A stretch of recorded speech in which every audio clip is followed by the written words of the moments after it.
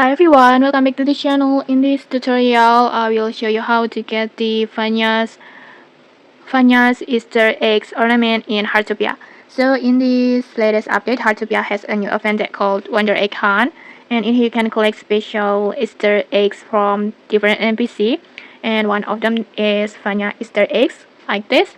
And to get these Easter eggs is very easy. Just go to the Vanya house over here.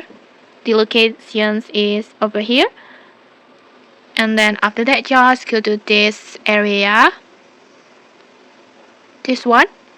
You will notice there is Vanya's Easter eggs, this one, and then just open your camera, and then your camera will mark the Easter eggs. After that just take a photo of it, and then next you will get this Vanya's Easter eggs ornament, and it will automatically add it to your backpack, this one.